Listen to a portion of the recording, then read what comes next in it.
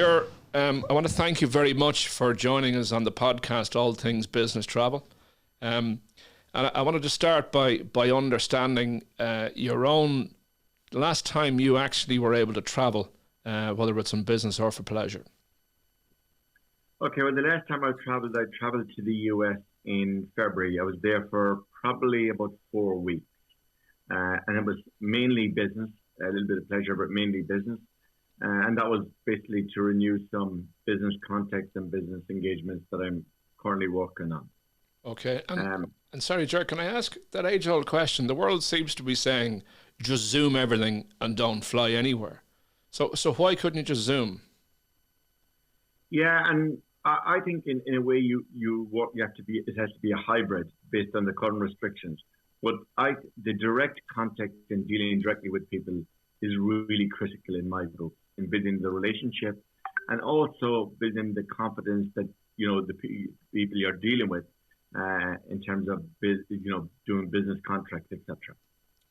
Okay. So that's really important, that direct contacts and building the relationship. Okay, so you're in your business. Obviously, you're a very successful entrepreneur in your own right. And so, how have you found the restrictions for you in terms of the development and progression of your own business? I found it very, very restrictive, actually, in terms of being able to move at the pace I'd like to move. We still do workarounds with Zoom calls or team calls. I think, you can make progress and you have to be, agile and adaptable. But I still think, as the market opens up and as the travel restrictions are reduced and eliminated, I think you will see a very significant increase in the level of travel and business travel. Because I think, that is really important, as I said, in terms of the engagement, but also, in building up the ecosystem in the new markets. That ecosystem is really critical, and you can't really do a lot of that on Zoom calls, because particularly when you're getting new introductions. It's okay if you have a long-term business relationship, but if you're expanding your business, that's where the direct contact and the direct relationship is really critical. And therefore, you have to get on the flight. It may be a little bit inconvenient, but you have to get on the flight and go to these locations and meet your potential customers. Okay, but you make that sound almost like hardship, Gerard. But I know you shared a couple of stories about when you were over in February, the States, and enviously, I think you mentioned that there was far less restriction over there. So you might talk through that comparable experience. Yeah, honestly, at that time, it was nearly like two different worlds, two different environments. The outdoor dining was beginning to happen with about 35% of indoor dining at that stage, and that was in February. So, in terms of people moving within the States, it was like, almost like normal. Now, remember, the West Coast is also a fairly warm climate, so it had some advantages there. But I can assure you, the amount of movement of people between the states, even at that stage, was very significant. And as I said, when I came back here after being a month in the US, it was like coming back to a different world. Mm. And have you seen that gradually change even in that short space of time? Yeah, no, over here, I think I can see that. I can see people are, getting back into the office, and I see people are delighted to get back and stop traveling. And even within my own current business, I see people traveling, within Europe, fairly significantly pick up already. Okay. Have you any reservations about getting back in a plane? If you look at the statistics, basically the same. The plane is probably one of the safest, venues to be in, in terms of exposure to COVID. So I think I've no issue at all there, and in fact I'm very confident that most people will move on, and that fear will be eliminated very quickly. So, the one thing that I was fascinated about, Gerard, because you and I have talked in person on a number of occasions, and the bit that always fascinates me is that you find yourself having to get up at 6:30 in the morning just to play poker with your mates in the States. How do you find virtual poker in a room with a bar, or with a pint, with a beer with a couple of your mates? I mean, as again, as I, you try and create that environment, that fun environment as well. And 6 o'clock on a Saturday morning, sometimes is a challenge to create a fun environment. But the difference, again, sitting across the table from folks, playing the cards, having a beer, is phenomenally different than trying to do poker now on Zoom. So you're making the best of the situation, but the experience doesn't compare with that direct, uh, direct contact and having the chat and having the discussions and having beer across the table. No, absolutely, I agree completely. Interestingly, then, when we've been speaking previously, I mean, you've worked for some very, very large US corporates, and so I think times past you've had the pleasure of having a lot of your travel managed for you to make life simple. How have you found the transition to have to self-manage your own travel? It's quite amazing, actually. Suddenly, you suddenly have to become self-sufficient. And what I find is it takes, I could not believe how long it takes, the amount of time it takes to just book a reasonably simple flight, particularly if you're flying into the US, get connecting flights and based on your own availability. I could not believe how challenging it was. But Ian, having used your Platinum Travel Club, I found it extremely, convenient, and the whole navigating the options and helping my itinerary, it was like fantastic. Also, the support that I got, I had to change my flights because of PCR tests when you come back here. So there was some delays in getting my PCR test results. So I had to change my flight at very short notice. So I got on to United Direct, and they were charging me at least $350 more for a change of flight, and also a lot of extra, documentation, extras that I had to do. Got onto your help desk and your support team. They just said to leave it with me. We'll take care of it. And I was out having a beer with my son. A few hours later, I got the text, all in order. The minimum of change charge. In fact, I had to check to see was the email correct. It was so good. Fantastic. Well, I'll always take a testimony like that when it's offered up free gratis. The interesting the interesting thing, so, is that when's the shortest time frame you see yourself back traveling? Well, I'll be traveling hopefully in the next few weeks. I'm intending to go to the US mid-August latest, and then I probably will be again traveling again in September, October. But I have a few different travel plans between now and Christmas, so I'm hoping, to be back traveling, because I think it's critical. I have to travel to at least two business contacts in the US, and as I said, even though we talk on Zoom calls, and then I'll build up a good relationship with them.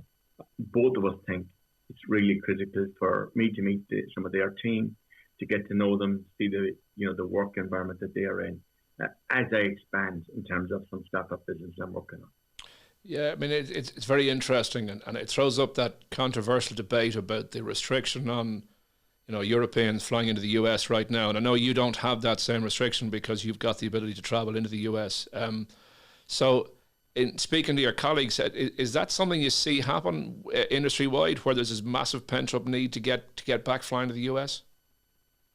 Yeah, no, and I deal with a lot. Obviously, I worked for nearly 25 years. Shouldn't be saying that out loud, but nearly 25 years in multinational companies at different roles. And in my network now, as I talk to people, and here in Dublin, thank God I can get out and have a beer with some of these guys. It's amazing how they're all just can't wait to get on the flight, get over to me, whether it's travel within Europe or to the US, or in some cases Singapore. They just can't wait to go and meet people face to face again. So that's I think there is a big pent up need to travel, and I think the moment the restrictions are reduced, I think you'll see this happening. Fantastic. We certainly all hope that happens very soon. And as I say, having jumped on my first business flight for nearly a year, it's incredible. You realise how restrictive it's actually been, and some of the productivity you can get by the I think somebody used a better phrase, belly to belly as opposed to face, because it gives that semblance of the belly laugh and people actually sharing emotionally and gut-wise.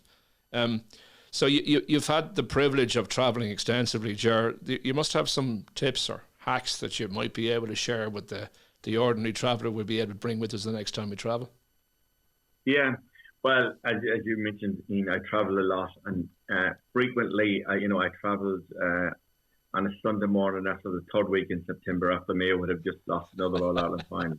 So lots of good tips, and in terms of the first thing, I think is always have the checklist ready and go through your checklist, because no matter how well prepared you are, you're just in the car or in the taxi and you'll find, did I forget this? And 99% of the time, you haven't forgot it. But so if you go through the checklist, that's number one.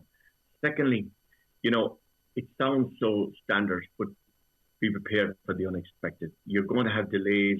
You think I'm going early. I'm going at 4 or 5 o'clock in the morning. There's going to be no delays in the motorway. But guess what? There may be delays at the airport. So always give yourself that extra time. And the third thing I would say is this is, in terms of going through the airport, always be ultra careful not to leave your laptop, your phone behind. So many people I've seen, they've just gone through security. They've left their phone behind. And your phone now, as you know nowadays, it's almost like it's absolutely an essential. So, those are 2 or 3 quick things I would say are absolutely critical. Yeah, I mean, it's funny you say that. The old norm, I don't know what the new norm looks like, would be what was the shortest time you could spend travelling, the maximum time you could stay in bed from a red eye first thing in the morning. And I think one of the trips that I made heading to London was I got a flat tire as I pulled out of the car, or out of the driveway, and I managed to change the tire in 7.5 minutes because I had no more time left to spend. So I can certainly attest to the need, maybe give a bit more time, but of course we never do when we think we have this thing down pat. Ger, the final thing then, and it's probably slightly selfish on our point to ask, but so you've had the privilege of having PAs book for you. You've used travel management companies in large corporate life, and then you've also had the I'm going to say the privilege, but of course I would say that, of being able to use our platform. So is there, is it something that people should be considering, even if they do have access to corporate travel, or is it something that we should always be looking at how we can help these guys out? Yeah, well, I think if you look at it, there's a high percentage, and I think I had it being quoted recently, that something like 57% of folks in different companies don't use the corporate travel platform for different reasons. They don't think it's user-friendly. They don't think it's actually price-effective. And I know I can testify that myself, actually, on several occasions. So what they do is then they go online and they check your standard travel website, and then that's you're kind of, it's almost like a mire. You're getting lost when trying to figure out what's the best price, then switching around to what's based on your availability. What I found though with your platform, Ian, and I'm not just saying it because I'm just talking to you, as you know, this is a direct experience I've had, is in terms of convenience and giving me the options within my schedule was absolutely superb. Made my decision much easier and helped me in terms of the price. It made it very clear what was the best price. But actually what surprised me most of all was when I actually checked with the airlines directly and found that the pricing that I was getting from your platform was $350. And this is only on one specific flight, $350 cheaper. Then I could book directly with the airline. And I found other experiences, and some other colleagues that have used your platform as well. I found similar experience, very significant percentage differences between what they could get and what they can get through your platform. The other part of it was in terms of user-friendly. It's extremely easy to navigate. And I think that's important to say for any user. Because I don't regard myself, even though I work in the technology industry, as a techie type guy. I'm a finance guy, more operations type guy. I even got to use it. I became familiar with this and could use it very, very quickly. And just seeing the advantage of using it versus trying to go onto other websites. So really good. And I mentioned as well, the backup service, the support that your team provide. It's second to none. Absolutely second to none. Brilliant. Brilliant. Well, I'm afraid to ask any more questions in case we lose the impact of that. But Gerard, it's been a real privilege. I hope you start winning in some of those 6 a.m. poker games very, very soon. And certainly we look forward to serving you and the people you recommend to our platform going forward. So thank you very much.